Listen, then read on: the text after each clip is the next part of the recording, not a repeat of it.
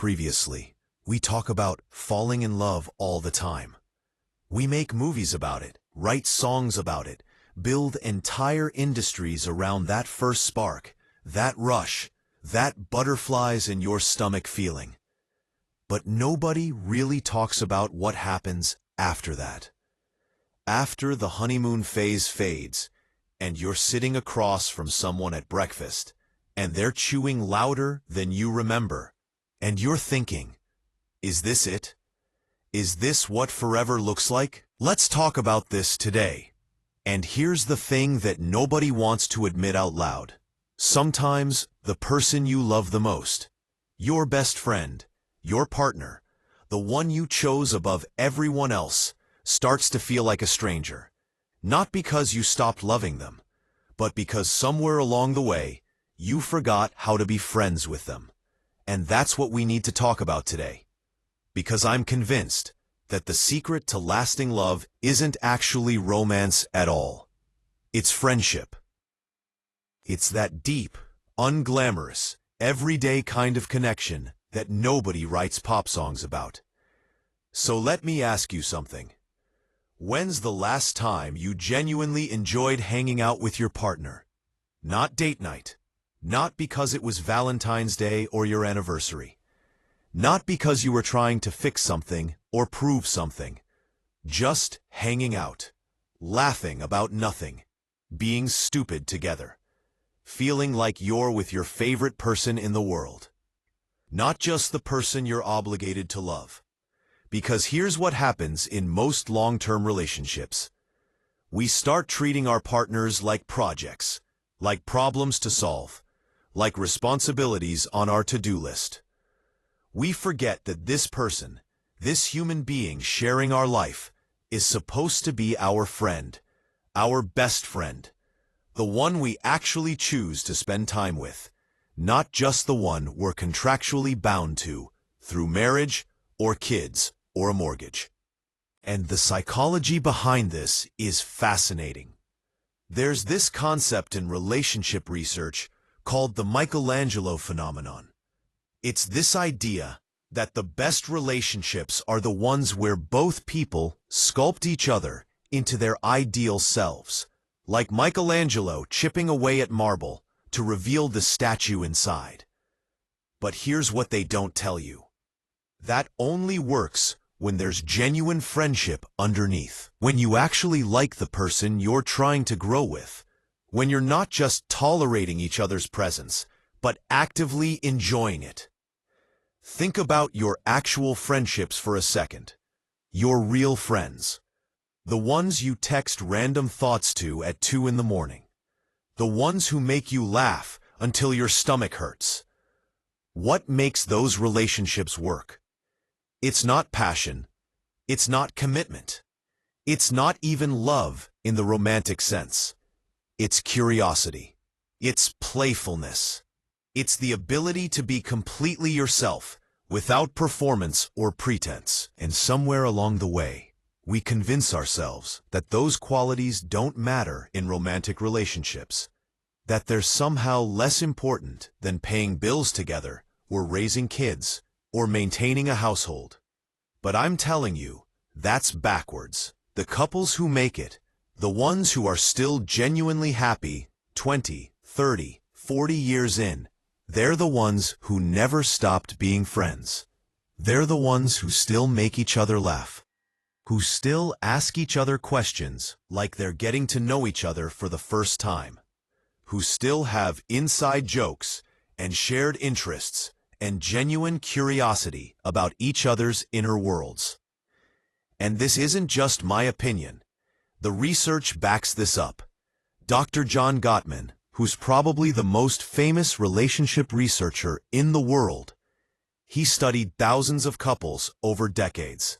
And you know what he found? The #1 predictor of relationship success isn't how much you fight, or how good your communication is, or even how attracted you are to each other. It's friendship. Specifically, it's what he calls having a detailed love map of your partner's world. Knowing their dreams, their fears, their random preferences, They're embarrassing stories from middle school. The stuff you'd know about your best friend. But here's where it gets tricky. Maintaining friendship in a romantic relationship is actually harder than maintaining friendship with your regular friends. Because with your partner, you have all this other stuff layered on top.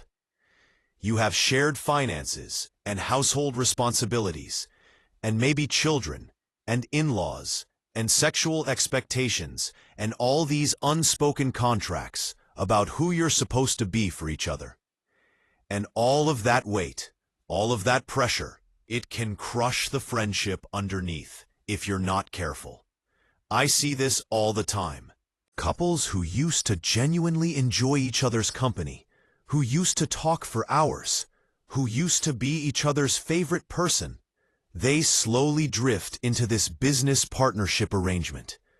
They coordinate schedules and divide chores and make decisions about practical things. But they stop actually connecting. They stop being curious about each other. They stop playing. They stop being friends. And then one day they wake up next to someone who feels familiar but not known. Someone they love out of habit but don't actually like very much anymore. And that's terrifying, because you can't just break up with someone because you're not friends anymore. That sounds ridiculous. That sounds shallow, but it's not. It's actually the deepest problem a relationship can have. So how do we fix this? How do we sustain friendship love in a long-term relationship when everything else is pulling us toward routine and responsibility and forgetting why we liked each other in the first place? First, and this is going to sound so simple it's almost insulting, but you have to prioritize fun. Not romantic fun, not Instagram-worthy date night fun, just regular, stupid, meaningless fun. The kind of fun you have with your friends when you're not trying to accomplish anything, or improve anything, or prove anything. You're just existing together and enjoying it. And I know what you're thinking. We don't have time for that. We're too busy. We're too tired. We have kids or demanding jobs or elderly parents or a million other legitimate reasons why we can't just goof off together. But here's the thing. You make time for what matters. And if friendship with your partner doesn't matter enough to prioritize, then what are we even doing? What's the point of being together if you're not actually enjoying each other? So start small. Play a video game together. Watch something stupid on YouTube. Make dinner and actually talk while you're cooking, instead of treating it like a chore to get through. Take a walk without a destination. Ask each other weird, hypothetical questions. Do something, anything, that reminds you that this person is fun to be around, that you chose them not just because they're reliable or responsible or good on paper, but because you genuinely like who they are. Second, you have to stay curious, and this is harder than it sounds, because we think we know everything about our partners. We've heard all their stories, we know their opinions, we can predict their reactions. And in that familiarity, we stop asking questions. We stop being interested in who they're becoming. We treat them like a book we've already read, instead of a person who's constantly changing and growing, and having new experiences and thoughts. But think about how you treat your friends. When you haven't seen a friend in a while, you ask them what's new. You're genuinely interested in what they've been thinking about, or struggling with, or excited about. But with our partners, we assume we already know. We stop checking in at that deeper level. We stop asking the kinds of questions that lead to real conversations. So here's what I want you to do.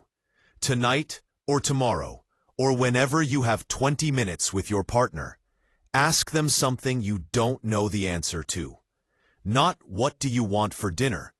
Not, did you remember to pay that bill? Ask them what they've been thinking about lately, what they're struggling with, what they're excited about, what they wish they had more time for. Treat them like someone you're still getting to know, because you are. None of us are the same person we were a year ago, let alone 5 or 10 years ago. And third, and this is the big one, you have to remember that friendship requires vulnerability in a different way than romance does.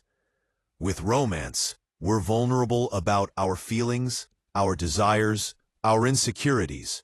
But with friendship, we're vulnerable about our humanity, our weirdness, our random thoughts, our embarrassing moments, the parts of ourselves that aren't attractive or sexy or impressive, just real.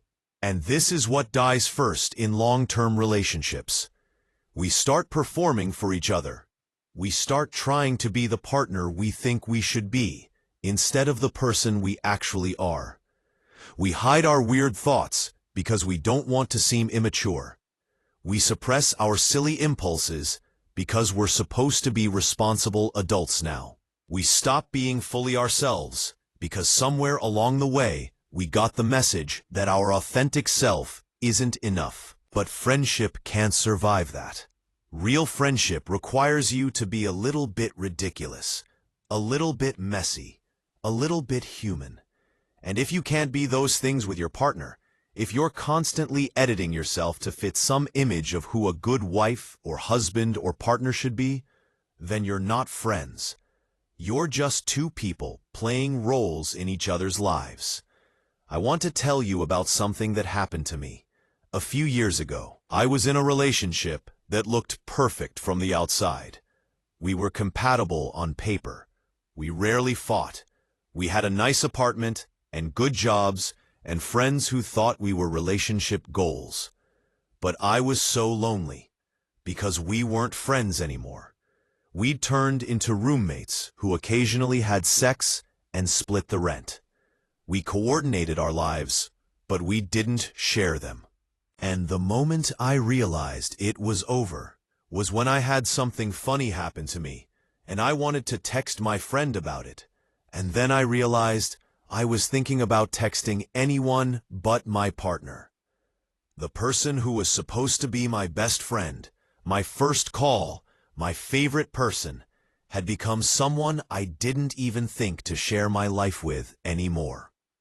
The thing that breaks my heart about so many relationships I see, people who are committed to each other but not connected. People who love each other in theory but don't like each other in practice. People who would do anything for their partner except the one thing that matters most, which is just being their friend. Because sustaining friendship love isn't about grand gestures, or expensive dates, or keeping the spark alive.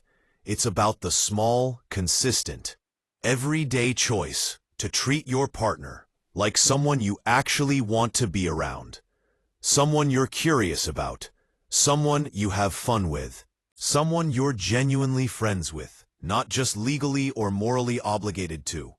And here's what's beautiful about this. When you prioritize friendship in your relationship, everything else gets better too. The intimacy deepens because you're actually connecting, not just going through the motions. The conflicts get easier because you're fighting with someone you like and trust, not someone who feels like an adversary. The boring parts of life, the grocery shopping, and the dishes, and the mundane daily existence, they become more bearable because you're doing them with your friend. But when friendship dies, when you stop genuinely enjoying each other's company, everything else becomes work. Sex becomes an obligation. Conversation becomes exhausting. Even the good times feel hollow, because underneath it all, you're with someone who doesn't feel like your person anymore. And conversation becomes exhausting. And the saddest part is that this doesn't happen all at once. It happens so slowly that you don't notice it until one day you look at your partner and realize you have nothing to say to them. Nothing that isn't about logistics or responsibilities or the business of running a shared life.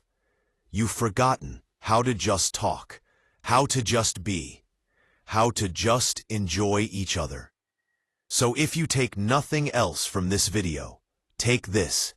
Your partner should be your friend, not just your lover, not just your co-parent, or roommate, or financial partner. Your actual friend, someone you choose to spend time with, someone who makes you laugh, someone you're curious about, someone you like, not just love. And if they're not, if somewhere along the way you lost that friendship, it's not too late to get it back. But you have to choose it. You have to prioritize it. You have to be willing to let go of the performance and the pretense and the idea of what your relationship should look like, and instead focus on whether you actually enjoy the person you're with. Because at the end of the day, romance fades. Passion ebbs and flows. Life gets complicated and messy and exhausting.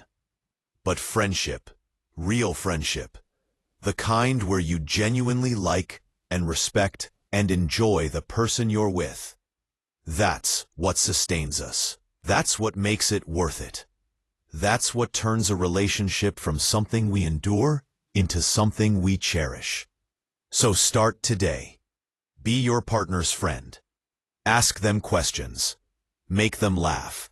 Do something fun together for no reason. Be weird and vulnerable and fully yourself. Choose them not just because you're supposed to, but because you actually want to. And watch how everything shifts when you remember that the person you're building a life with is supposed to be the same person you genuinely want to spend that life with. That's the psychology of sustaining friendship love. It's not complicated. It's not mysterious. It's just choosing, every single day, to be friends with the person you love. And that choice, that simple, unglamorous, everyday choice, is what makes all the difference. If this resonated with you, do me a favor and hit that like button. Drop a comment telling me about your experience with friendship in your relationship. What's working? What's hard? What's one thing you're going to do differently after watching this? And subscribe if you want more real talk about relationships, because we're just getting started. Thanks for watching, and remember, your person should also be your favorite person. Don't settle for less.